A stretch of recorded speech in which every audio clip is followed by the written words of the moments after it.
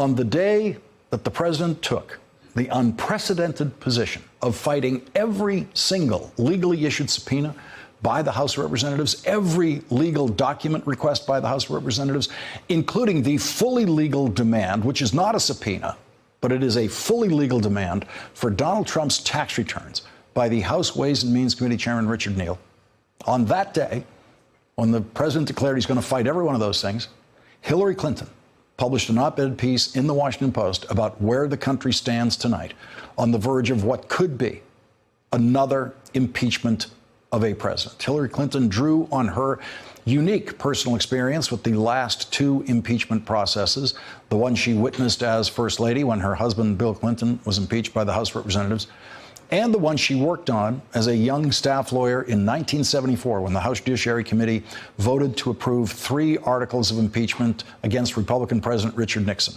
Hillary Clinton said in her op-ed piece, quote, "Congress should hold substantive hearings that build on the Mueller report and fill in its gaps, not jump straight to an up or down vote on impeachment." She pointed out that Congress can investigate the president and legislate at the same time, as it has done in the past, as it did during the Nixon impeachment process.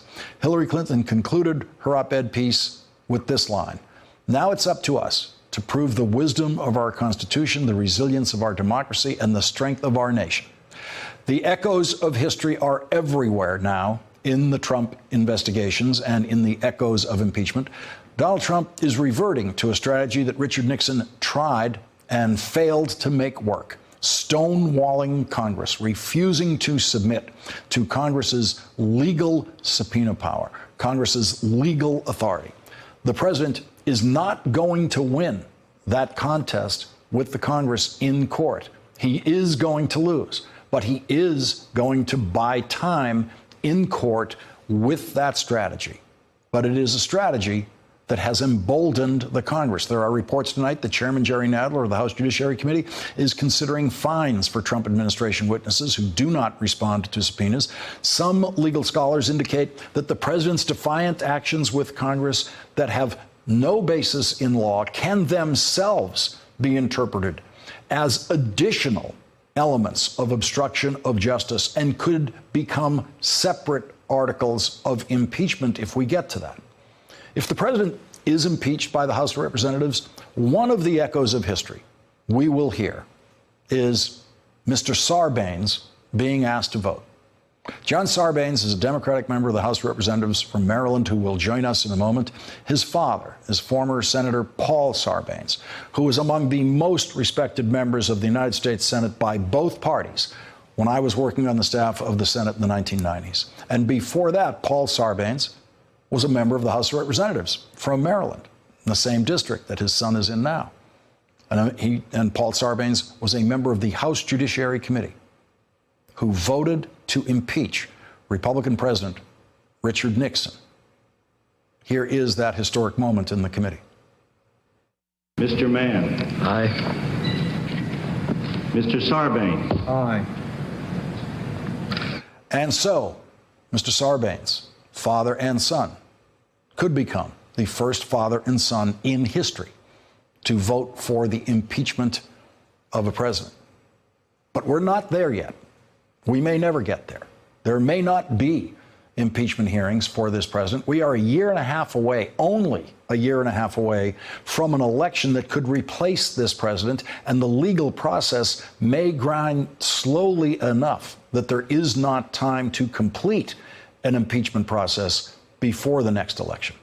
But President Trump is now publicly afraid of the impeachment process after having claimed the opposite.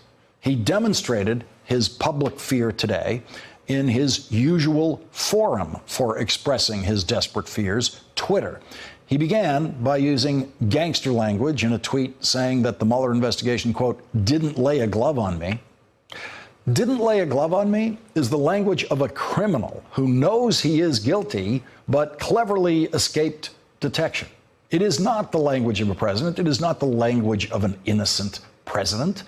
The president also tweeted the single most ignorant and desperate thing ever said by an American politician about impeachment. The president said, if the partisan Dems ever try to impeach, I would first head to the U.S. Supreme Court. And of course, the Supreme Court wouldn't say to him, what are you doing here? Because they wouldn't let him in the door. We will hear from Harvard constitutional law professor Lawrence Tribe about the absurdity of that statement by the president today.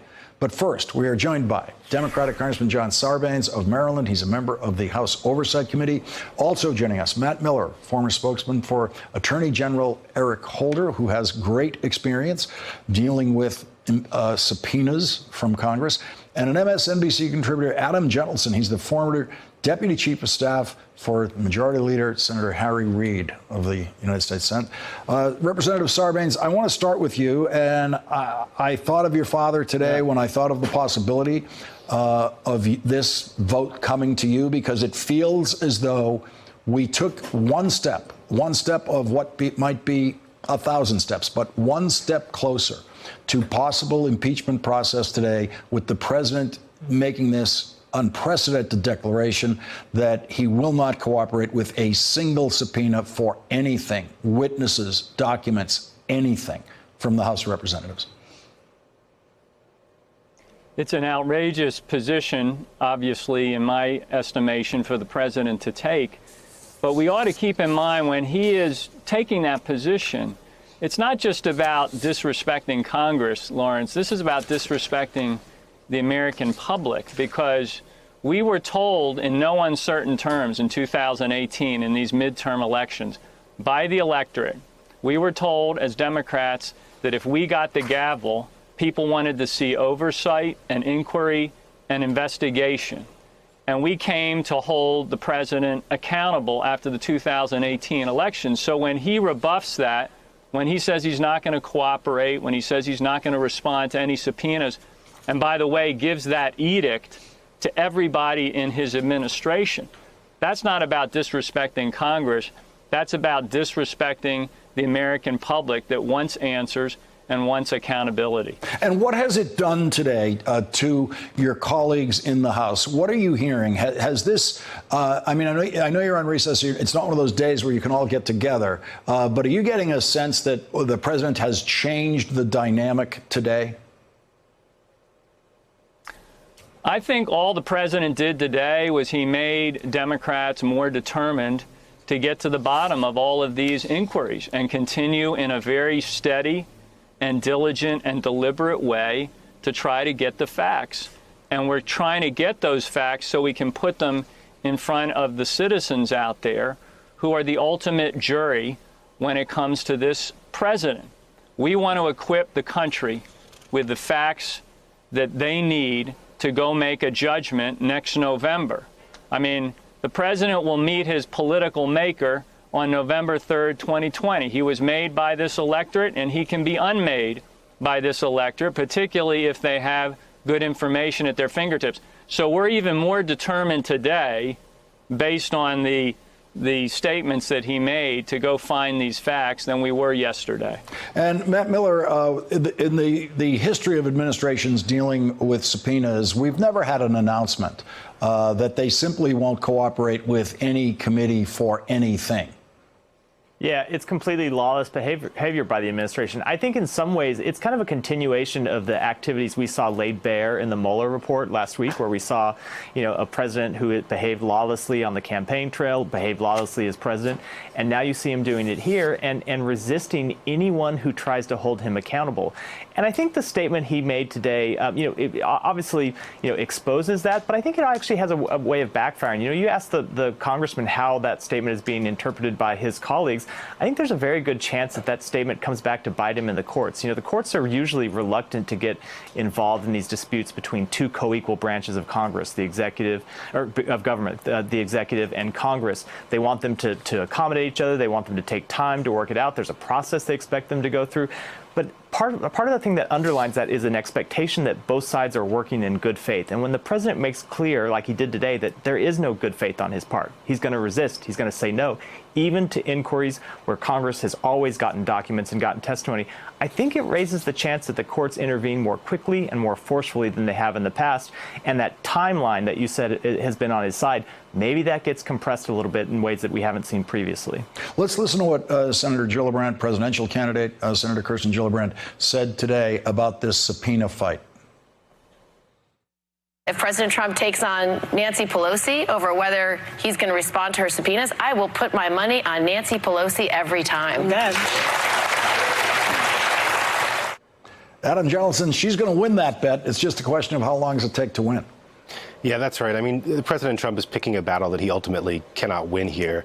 Matt and I were talking about this before. I mean, I think that one of the problems with the blanket statement that he's putting out there and saying that he's going to fight every subpoena is that he's turning this into a very clear issue of separation of powers and whether Congress has the ability to exercise oversight over the executive branch, and it clearly does. It's one of its main responsibilities. And, you know, there are different sort of strengths and weaknesses to each of the cases that the Trump administration is trying to deny an official from testifying. But by making this blanket statement that it's going to be denying testimony in all cases, it's sort of glossing over some areas where it may have strengths in trying to deny a specific witness and saying this is, and putting it on weaker ground for the Trump administration and saying we are trying to blanket deny Congress its basic oversight responsibility. Congressman Sarbanes, there's a new poll, AP poll, saying that 53% believe that Congress should continue the Trump-Russia investigation. 45% say no. We heard the other day Nancy Pelosi, when she was discussing it publicly here in New York at the Time 100 discussion, cite polls repeatedly in her response about where the Congress stands now and how the last polling she saw is opposed to impeachment. In your discussions with your fellow members, how often do polls come up and what the public is thinking, and how much does that control your next steps? We're extremely respectful of what the public's view of this whole matter is, the Mueller report, the way we're handling these investigations, because as I said a moment ago, we very much see ourselves as carrying out the mandate and the direction that we receive from the American people every 2 years when they go to the polls. And they said to us that they wanted to see the kind of oversight of this administration that had been missing for the last 2 years when the Republicans held the gavel. So we came with that charge, beginning with this Congress in January of this year, that we were going to provide the accountability that had been missing before. And by the way, the public's interest in understanding Russia's interference in our elections is exactly on target. We should be on red alert right now because the Mueller report detailed exactly how Russia interfered with the 2016 election, tried to sow discord, tried to undermine our democracy, fundamentally undermine our democracy. And we need to respond to that. There's another election coming. It's next year. Russia's not going away. They're going to come back and try to do the same thing. So we should be collaborating, cooperating, Republicans and Democrats together. I don't know where the Republicans are. They're missing in action when it comes to protecting our democracy. This is not about Democrats and Republicans when you talk about fighting back against Russian interference. That's about being American patriots.